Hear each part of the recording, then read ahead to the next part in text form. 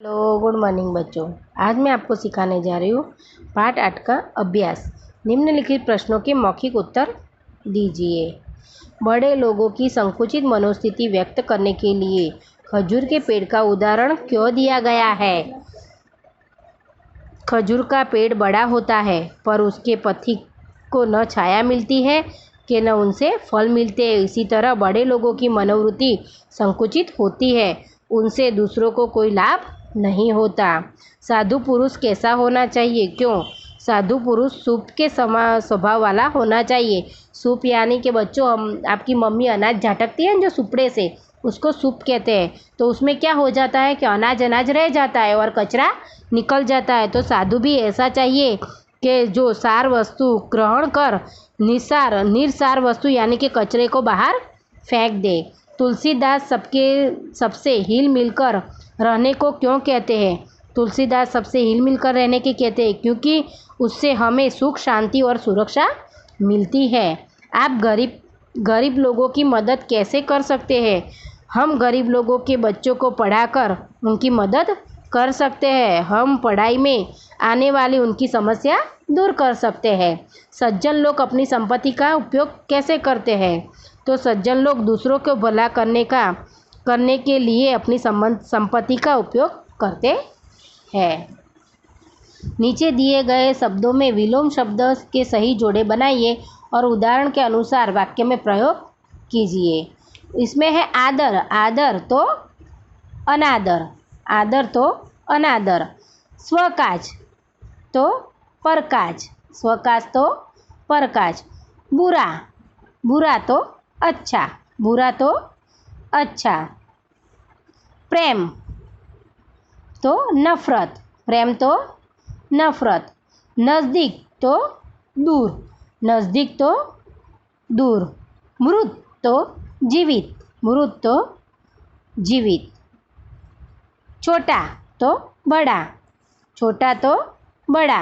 सत्य तो असत्य, सत्य तो असत्य। ये विलोम शब्द हमने किया। अब उसको वाक्य में प्रयोग करना है। जैसे कि सत्य तो गांधी जी सत्य बोलते थे, असत्य तो हमें असत्य नहीं बोलना चाहिए। तो यहाँ पे है आदर, तो हमें बड़ों का आदर करना चाहिए।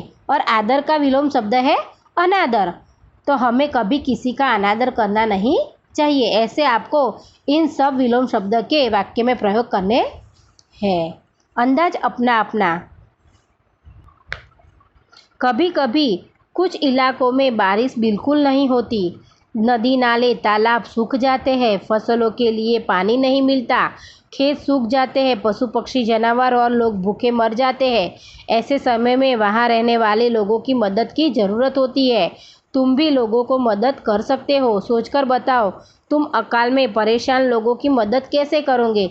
तो हम उनके लिए अनाज इकट्ठा करके ले जा सकते हैं, पानी का टैंकर भी ले जा सकते हैं, हम उनकी दूसरी ज़रूरियात भी पूरी कर सकते हैं, सब दूसरी चीज़ें भी वहाँ पे ले जा सकते हैं, उनके पशु के लिए चारा भी ले जा सकते हैं। ऐसे हम सब सामान इकट्ठा करके वहाँ ले जाके उनकी मदद कर सकते हैं। निम्नलिखित दोहों के भावार्थ स्पष्ट कीजिए। साधु ऐसा चाहिए जैसा सूप सुहाए, सार सार को गही रहे, थोथा दे उड़ाए। यानी कबीर जी कहते हैं कि साधु का वेश धारण करने से ही कोई साधु नहीं बन जाता। साधु वह जिसकी बुद्धि शुद्ध हो, जिसमें विवेक हो। साधु का स्वभाव सूप के समान होना चाहिए। सूप अनाज को अपने पास रख लेता है और कचरे को बाहर फेंक देता है। सच्चा साधु भी ज्ञान की बातें ग्रहण करता है और व्यर्थ की बातें को वह दिलचस्पी नहीं लेता, यानी उस पर ध्यान नहीं देता है।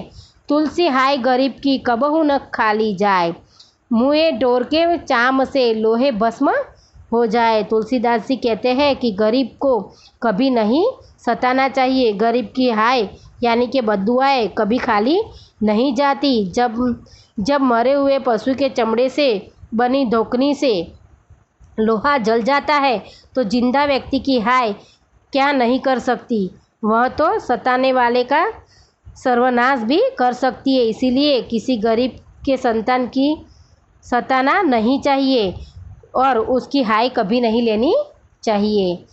रहीमन देखिए बड़े न को, लघु न देखिए डारी। जहाँ काम आए सुई, कहाँ कहाँ करे तलवारी।